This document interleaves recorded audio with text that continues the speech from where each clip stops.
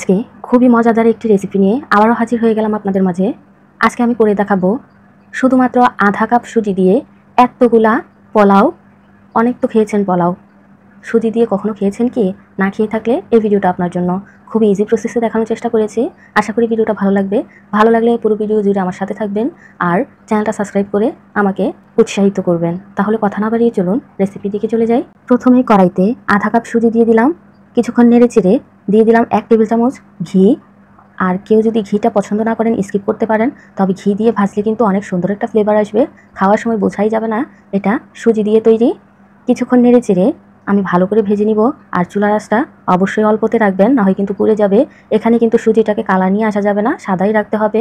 অল্প আছে 2-1 মিনিট নাড়াচাড়া করলেই দেখবেন অনেক সুন্দর একটা ফ্লেভার বের হবে। তখনই আপনাকে 1 কাপ দুধ দিয়ে দিতে হবে।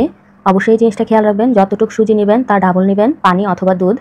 তারপর কিছুক্ষণ নেড়ে চেড়ে আমি লবণ দিয়ে দিলাম স্বাদ অনুযায়ী, অথবা আপনারা 1/4 চা চামচ দিয়ে দিতে পারেন। তারপর কিছুক্ষণ নাড়াচাড়া করলেই দেখবেন ডোটা ঘন হয়ে আসবে। এ পর্যায়ে অবশ্যই চুলার আঁচটা অল্পতে রাখবেন, না হয় কিন্তু দ্রুত পানিটা শুকিয়ে সুজি নিচ দিয়ে লেগে যেতে পারে। অবশ্যই এই জিনিসটা খেয়াল রাখবেন। তারপর কিছুক্ষণ নাড়াচাড়া করলেই দেখবেন অনেক সুন্দর একটা ডোয়ে পরিণত হবে। তখনই আপনাকে এই ডোটা উঠিয়ে নিতে হবে। এই ডোটা কিন্তু বেশি শক্ত অথবা বেশি নরম করা যাবে না, ঠিক এইরকম হলেই আপনি উঠিয়ে নিতে হবে। এখন একটা প্লেটের মধ্যে আমি নিয়ে নিচ্ছি আর এটাকে একটু ছড়িয়ে দিচ্ছি হালকা ঠান্ডা হওয়ার জন্য।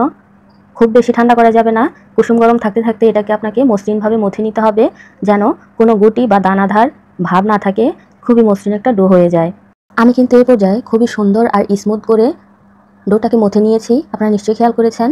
এখন এই ডোটা থেকে আমি কিছু কিছু করে ছোট ছোট মিষ্টির আকারে দিয়ে দিব, কারণ এখানে আমি ডেকোরেশনের জন্য কয়েকটা গোলাপ জামুন বানাবো, আপনারা নিশ্চয়ই খেয়াল করেছেন। কিছুটা ডো নিয়ে প্রথমে গোল করে তারপর লম্বালম্বি করে দিলে কিন্তু অনেক সুন্দর মিষ্টি শেপ হয়ে যাবে। এরকম করে আমি 8-10টা করে নিব। আপনি আপনার পছন্দ অনুযায়ী কতটা করবেন করে নেবেন। এই যে দেখুন, আজকে যেহেতু খুবই অল্প পরিমাণের পোলাও আমি বানাচ্ছি, তাই কিন্তু মিষ্টিগুলো আমি খুবই অল্প বানাচ্ছি।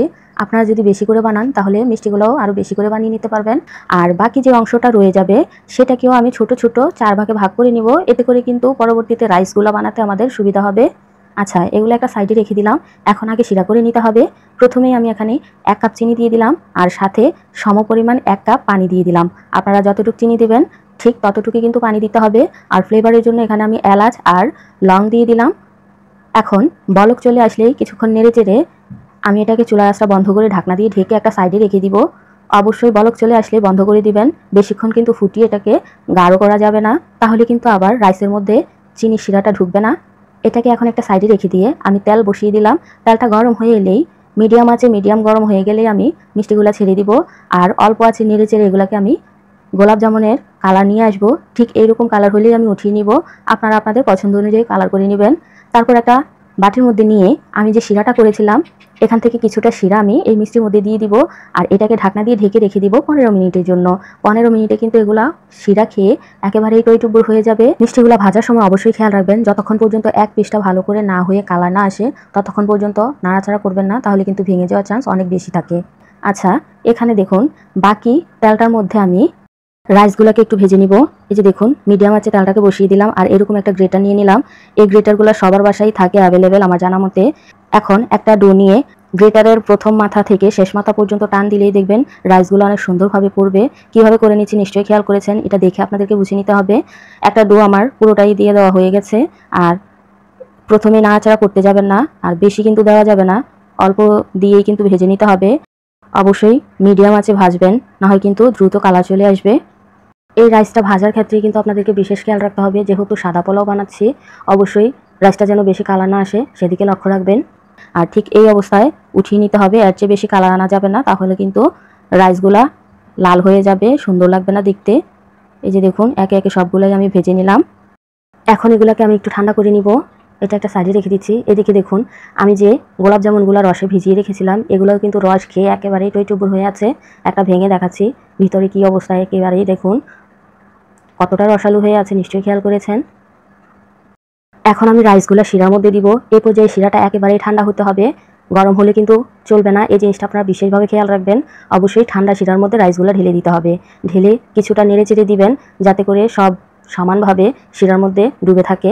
এই যে দেখুন, দিয়ে দেওয়া হয়ে গেলেই এখন ঢাকনা দিয়ে ঢেকে 15 মিনিট অপেক্ষা করবেন। 15 মিনিট পরেই দেখবেন এগুলা শিরা খেয়ে একেবারেই ফুলে ডাবল হয়ে আছে।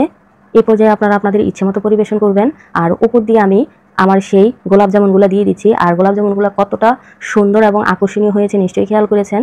আশা করি প্রতিদিনের মতো আজকেও আমার এই সহজ আর সিম্পল রেসিপিটা আপনাদের কাছে অনেক ভালো লেগেছে। ভালো লাগলে লাইক, কমেন্ট, শেয়ার করার অনুরোধ রইল। আর চ্যানেলে নতুন হয়ে থাকলে অবশ্যই চ্যানেলটা সাবস্ক্রাইব করে আমার পাশেই থাকবেন। আর যারা অলরেডি সাবস্ক্রাইব করে দিয়েছেন তাদেরকে জানাই অসংখ্য ধন্যবাদ আমাকে সাপোর্ট করার জন্য। এই যে দেখুন, একটা মিষ্টি কেটে দেখাচ্ছি কতটা রসালো হয়েছে। আর এই পোলাওয়ের সাথে গোলাপ জামুন মিষ্টি দিয়ে খেতে কি যে অসম্ভব মজা, আমি বলে বোঝাতে পারবো না। অবশ্যই আপনাদেরকে বাসায় একবার হলেও ট্রাই করতে হবে। ট্রাই করলে আমাকে জানাতে ভুলবেন না আপনাদের কাছে এই রেসিপিটা কেমন লেগেছে। কথা বলতে বলতে ভিডিওর শেষ প্রান্তে চলে এসেছি। আজ এ পর্যন্তই। আল্লাহ হাফেজ।